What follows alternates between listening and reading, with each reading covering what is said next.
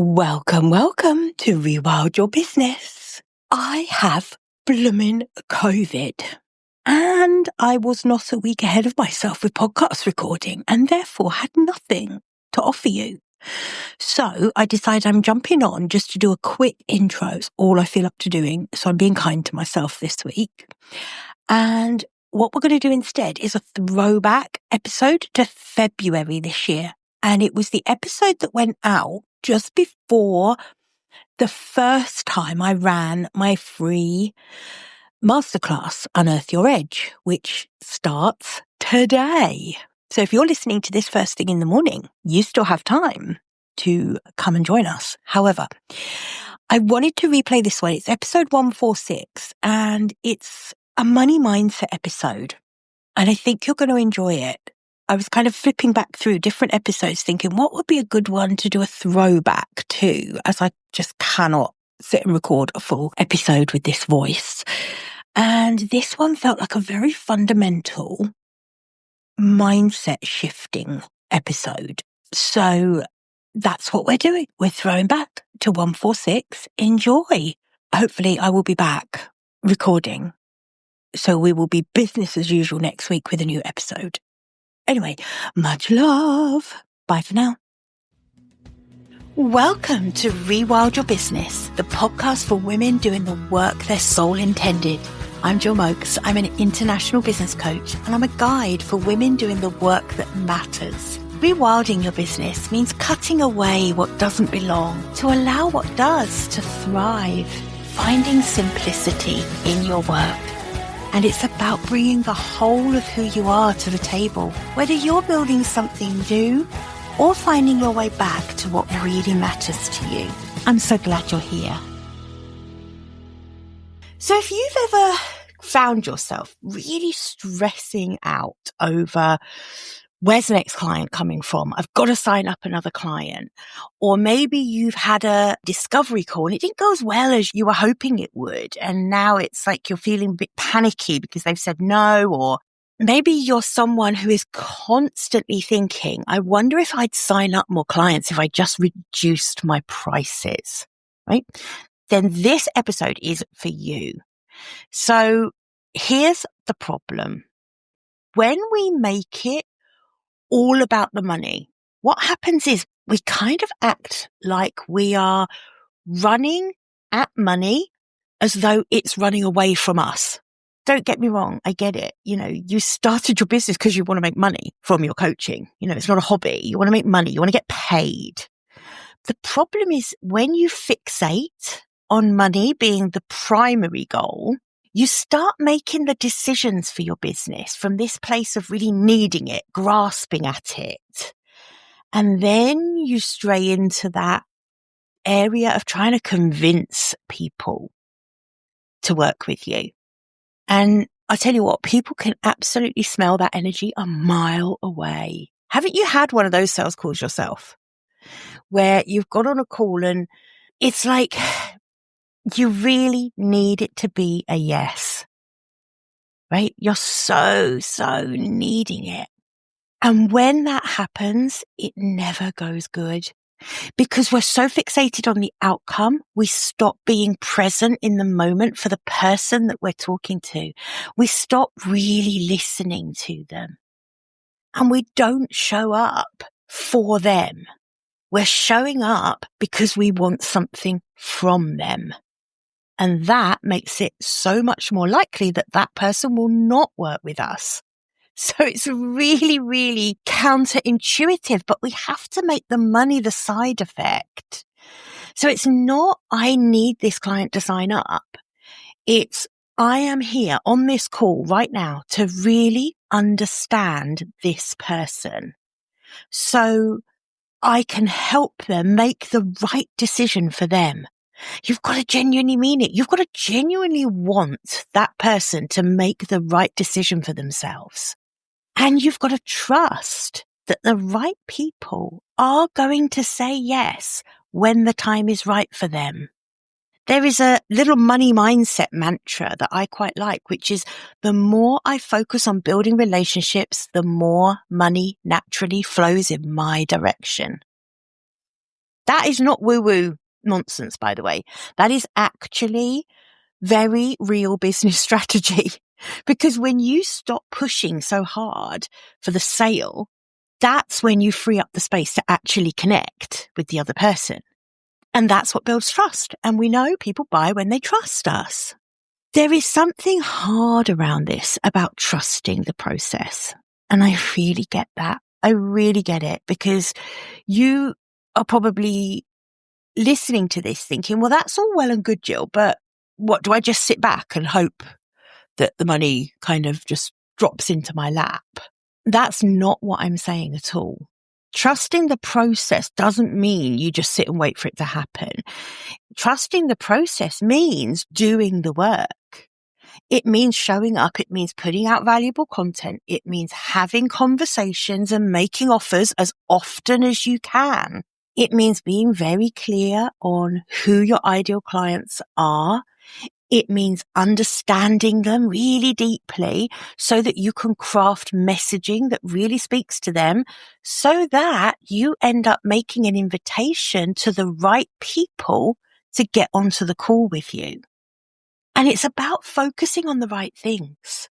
It's not about obsessing over the quick wins. It's about playing a longer game of building that credibility and the relationships and your reputation as a coach.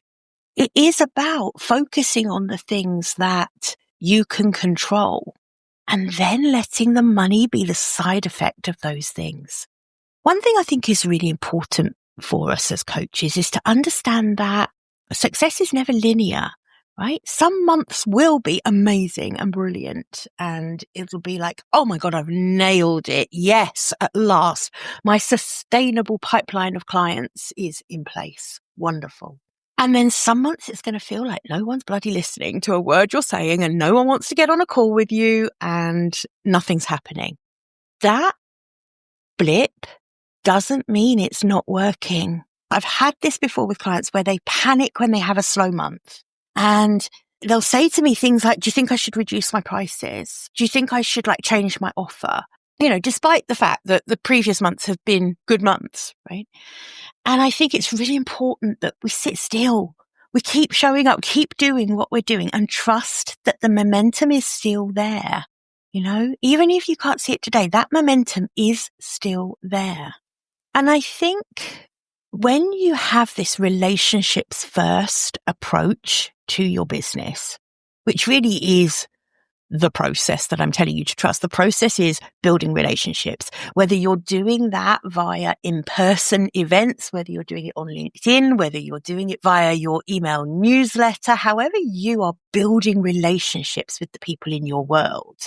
The coaches who are really successful are the ones who understand this, that they prioritize connection, meaningful connection with actual people. We can get, in this digital age, we can get super wrapped up in social media strategy and likes and comments and all of those we call them vanity metrics, whatever. I think the people who get so obsessed with that are really missing a trick. They're missing that as coaches, our businesses are built, generally speaking, one conversation at a time. And so when you prioritize the connection itself, making it a deeper, more meaningful connection, when you really nurture people before you pitch to them, whether you're doing that, via your email list or via your content, and when you build that genuine layer of trust, instead of really having that panicky chase of the quick sale, that's when you win in the long run, because you build up a sustainable momentum. If you think about how you make decisions to work with someone, think about the last time you made an investment of money. Maybe you invested in a coach yourself. Maybe you bought a program, a service, I don't know, whatever.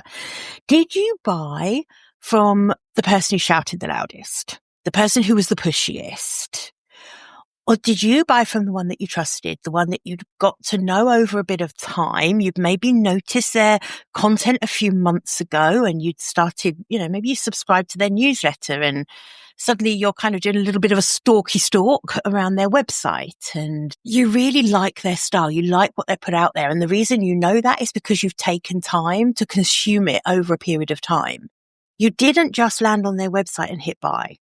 So I think we buy from the people who make us really feel seen and feel understood. And the way to do that for someone is by creating great content, by understanding who your ideal clients are, by making sure that your niche is very clear so that you know who you help and how you help them, right? Because people don't buy coaching. What they are actually parting with their money for is trust. It's belief. They're buying you. They're buying you because they believe you are the person who can get them to the result that they want. They're not buying coaching. So if you can get your head around that and focus on that and focus on being that person, that generous coach that really shares generously, is very intentional about how you put content out there. You're not just adding to noise. You're really making sure that you are understanding what your clients want and need. Then the money follows you. The money becomes the side effect of all of that. I want to leave you with a thought. The coaches who keep showing up, who keep genuinely serving, detached from the outcome, coaches who build real, genuine connections, one conversation at a time, those coaches cannot lose. You can't fail if you stay really committed to what you're trying to do with your business, the impact you're trying to have. If you keep building relationships and if you trust that the money will come as a side effect of all of that consistency and credibility and bravery. And there's another side effect, which is really amazing to all of this, is that when you show up this way in your business, it feels like 1,000 times better. There is no more of that stress chasing. There's no more of that desperate energy. If there is such a thing as flow, I don't really know if I've ever felt in flow because, you know me, I'm slightly, and all over the place. But if there is such a thing as flow, then I reckon that's what it is. It's taking your eye away from the stress chasing and the money chasing. And it's allowing money to be important to you, but allowing it to be the side effect of everything else you actually do. I hope that has given you a bit of a fresh perspective in terms of trusting in the way you show up in your business and actually doing it. See what you can do today to show up in a really generous way, in a way that isn't about you chasing money, a way that is just about you building a deeper connection with someone. What could you do today? All right. Well, I hope you've enjoyed this episode. Remember, Unearth Your Edge, my free masterclass, which really is positioning yourself in the best way possible to do all of these things. So it's really about understanding your unique edge as a coach and refining your niche and nailing your messaging so that you can have more of these conversations, more of the relationship building with the right people. Remember to register. It's jillmoakes.com/register. I'll put the link in the show notes, of course. And I hope to see you there live on Zoom with me on 11th, 12th and 13th of March. Okay. Have a brilliant week. Bye for now.